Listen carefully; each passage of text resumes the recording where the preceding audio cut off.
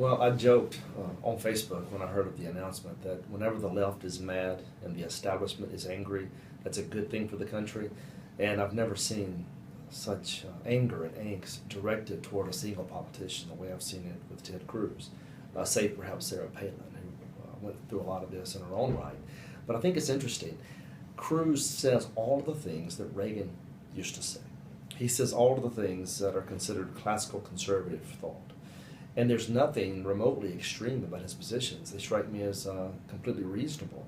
Nevertheless, he's being branded as the extreme candidate. Now consider that for a moment. If we're allowed to control the language, or allow our opposition or adversaries to control the language, then by virtue of the press branding him extreme, even though his positions aren't extreme at all. What's extreme about a balanced budget, for example? What's extreme about adherence to the Constitution? But they brand him as an extremist. And that allows the other Republicans to stay to his left, moderate Republicans, and then they would have some sort of cover with the press when they say he's simply an extremist. I think we have to begin as conservatives to recognize the importance of language in these debates. He's not an extremist, but we have to message that appropriately and correctly in order for the people to understand he's not an extremist. And that's one of the big things that's been fascinating about his announcement. Whenever conservatives are called extremists, we tend to believe it and shy away from it. When Democrats are called extremists, they embrace it and win elections with it. Barack Obama is the most extreme president we've ever had. He didn't run from it, and he won. We typically want to water down our message at this point. So I'm fascinated by watching this interplay between the press, the Republican establishment, and the Democrats as they attempt to brand a good man as an extremist. But I'm excited about his candidacy, and I can't wait to see how the debates shake out.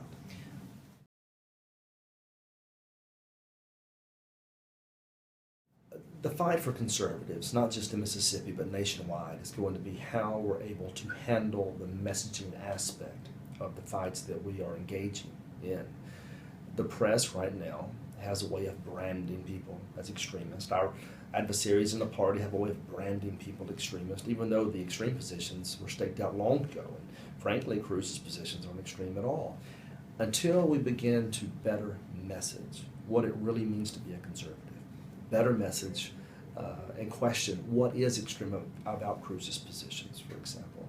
I find it fascinating. A man who proposes to follow the Constitution, every word, every letter, is deemed an extremist. If that's the case, then what provisions of our document or our Constitution should he be ignoring?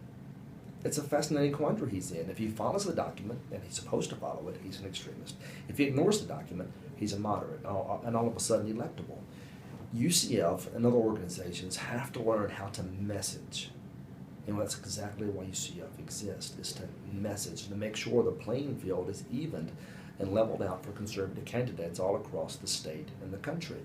As long as the mainstream press controls the narrative, and the establishment controls the narrative, we are at a distinct disadvantage. That's why we have to begin to push a new narrative out there. And that is, and I've always used this example, the clock you always hear about in politics is a pendulum. And it swings to the right, and it swings to the left, they say. To the right and to the left, they say. The reality is the clock has been moving to the left for the last 50 years. So every time the pendulum swings back to the right, it never swings back quite as far. Hence, those positions are called extreme positions. Those positions aren't extreme. Those positions are normal, reasonable, common sense applications of conservative thought. We message that better, we win the fight. We allow them to take the narrative and call us what they wish, and most of the people who aren't paying attention are fooled or misled by that, then we lose the fight. So that's why UCF is so important.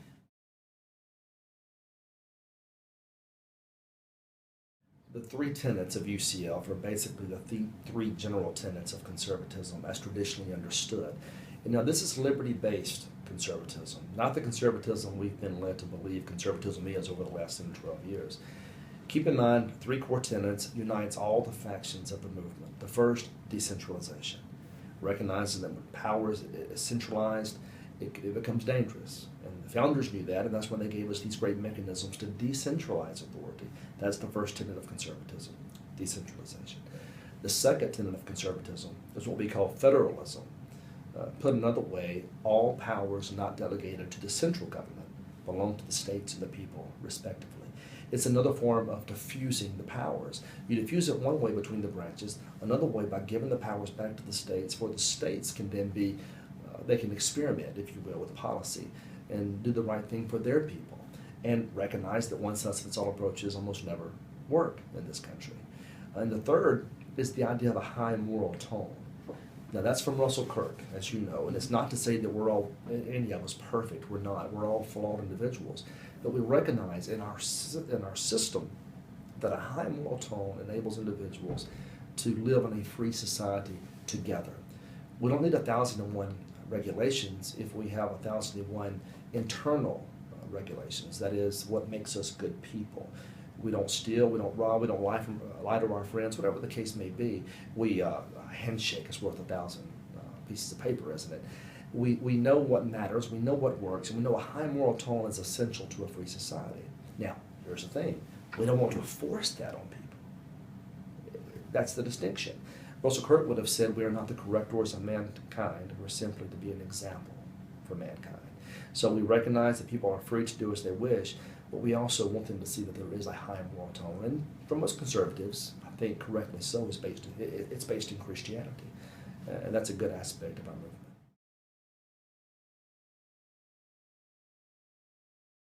The United Conservative Fund is something that I'm very proud of, something we've all worked very hard to do. There's no question that's going to play a role in Mississippi's elections process, but more importantly, to educate conservatives on how to message, when to message, the proper message. These are things that we want to do, and we believe we can do very, very well. So we're excited about the organization. We're excited about the members that have already come to join us. The next few months, I think the organization is going to grow to fill its shoes in several ways. Naturally, as we grow with our ability to communicate a message, that's important, but likewise our ability to meet candidates and to make sure those candidates share our true conservative values. And at the same time, recognize that we have a bigger fight for the future of our state, the future of our country. I like UCF, I like where it's going, I love the leadership team, and it's one of the fascinating things about it. Everyone always assumes that I'm somehow in control of UCF. I'm not in control of UCF. UCF has this incredible board, and it's made up of individuals from all across the state from a geographical standpoint, but also from an intellectual and philosophical standpoint. From libertarians to social conservatives to fiscals, whoever wants to be interested, I think our board encompasses the movement, and I love that. It's a good place to have debates. It's a good place to discuss future strategy. I've noticed it's a good place to clear the air sometimes when there are disagreements. It's kind of like the United Nations of conservatism, it seems sometimes. But this is a good UN. I've been blessed to be a part of it, and I look forward to its future success. I really do.